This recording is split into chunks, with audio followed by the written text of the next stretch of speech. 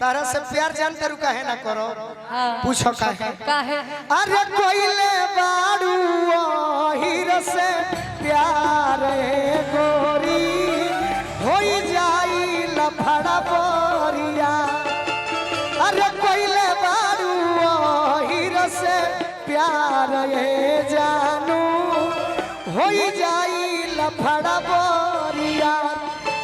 अरे हम नहीं डालो जय मालू दादा तोरा में दे तो हवे जादो जी के माल। अरे हम नहीं डालो जय मालू दादा तोरा में दे तो हवे जादो जी। ए बाबा प्यार पर भरोसा नहीं खे तू जादो जी के भइल बड़ू भूमिहारो जी के हो जइबू बाबुओ साहब के हो जइबू तहरा पर भरोसा नहीं खे।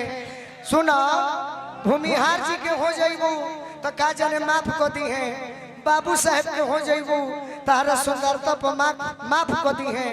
बाकी जादो जी के हो जइबू प्यार करे जाई मरला के बादो पूछेला लोग कि ढेर पिटा गइल हका गोलू राजा यही से डेरा तनी।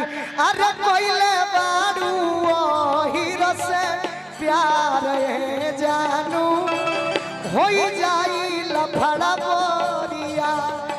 अरे हम नहीं डालब जय माल दादा तोरा में ते तो हवे जादो।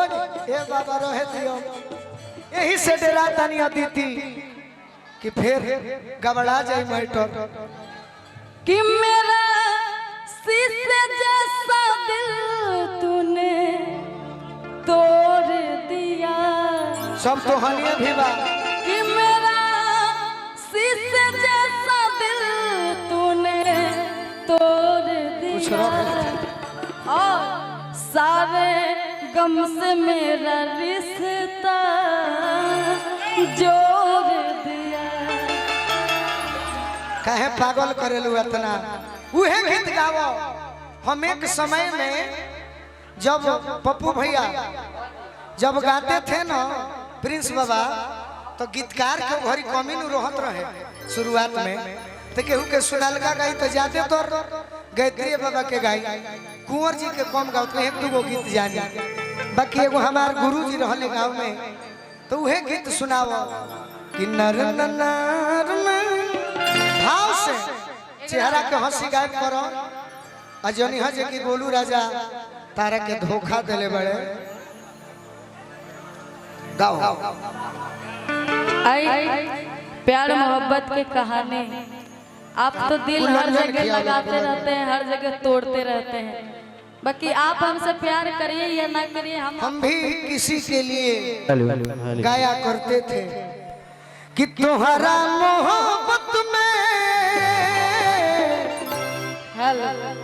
ये जिंदगी खराब हो गई कि दिल जब से तू